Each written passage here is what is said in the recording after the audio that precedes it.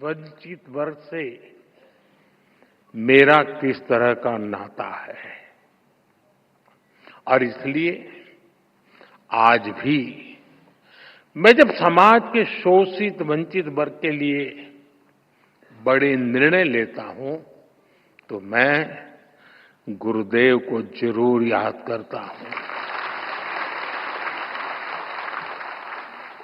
100 साल पहले के वो सामाजिक हालत, सदियों की गुलामी के कारण आई विकृतियां, लोग उस दौर में उन बुराइयों के खिलाफ बोलने से डरते थे, लेकिन श्री नारायण गुरु ने विरोध की परवाह नहीं की।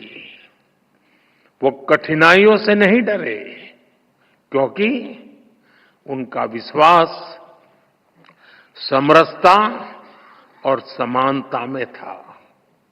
उनका विश्वास सत्य, सेवा और सौहार्द में था।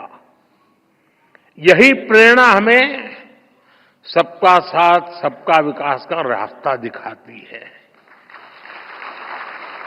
यही विश्वास हमें उस भारत के निर्माण के लिए ताकत देता है जहां अंतिम पायदान पर खड़ा व्यक्ति हमारी पहली प्राथमिकता है।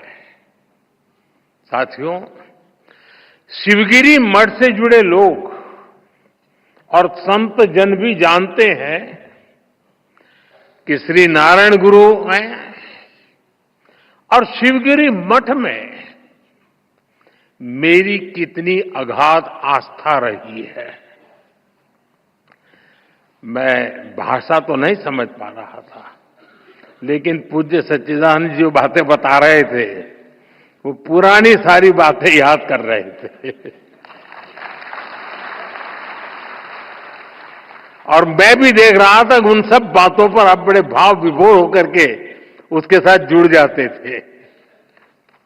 और मेरा सौभाग्य है कि मठ के पूज्य संतों ने हमेशा मुझे अपना स्नेह दिया है।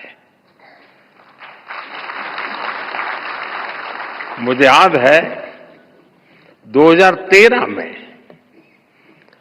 तब तो मैं गुजरात में मुख्यमंत्री था, जब केदारनाथ में प्राकृतिक आपदा आई थी, तब शिवगिरी मठ के कई पूज्य संत वहां फंस गए थे, कुछ भक्तजन भी फंस गए थे। शिवगिरी मठ ने वहां फंसे लोगों को सुरक्षित निकालने के लिए भारत सरकार का संपर्क नहीं किया था। प्रकाश जी बुरा मत मानना। शिवगिरी मठ ने, मैं एक राज्य का मुख्यमंत्री था, मुझे आदेश दिया और इस सेवक पर भरोसा किया कि भाई ये काम तुम करो। और ईश्वर कृपा से सभी संत, सभी भक्तजन को सुरक्षित में ला पाया था। साथियों, वैसे भी मुश्किल समय में हमारा सबसे पहला ध्यान उसकी ओर जाता है जिसे हम अपना मानते हैं, जिस पर हम अपना अधिकार समझते हैं। और मुझे खुशी है कि आप अपना अधिकार मुझ पर समझते हैं। शिवगिरी मठ के संतों के इन अपनेपन से ज्यादा आत्मिक सुख की बात मेरे लिए और क्या हुई। साथियों, मेरा आप सबसे एक रिश्ता काशी का भी है।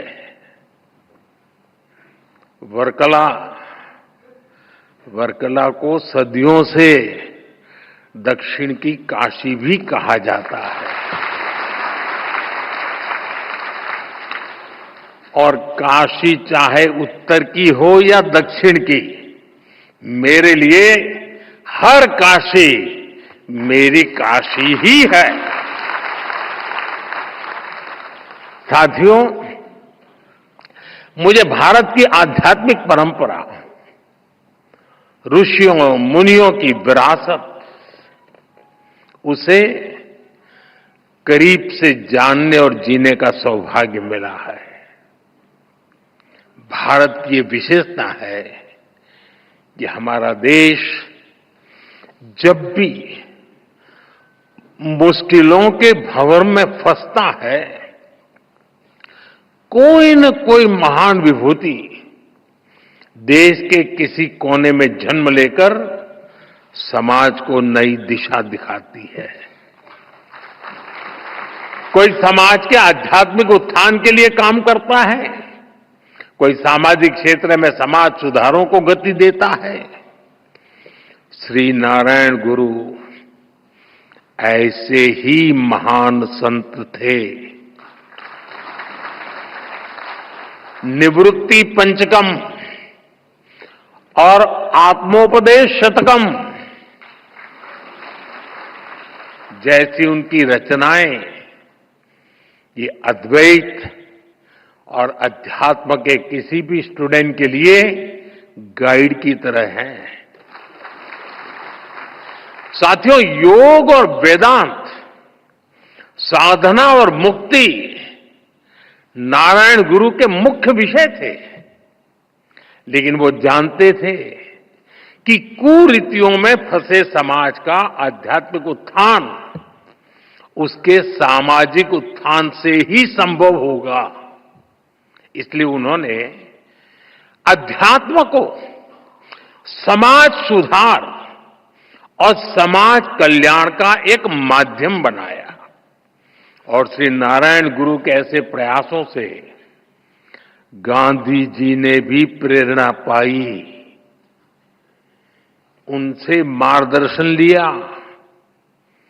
गुरुदेव रविन्द्रनाथ टैगोर जैसे विद्वानों को भी श्री नारायण गुरु से चर्चा का लाभ मिला।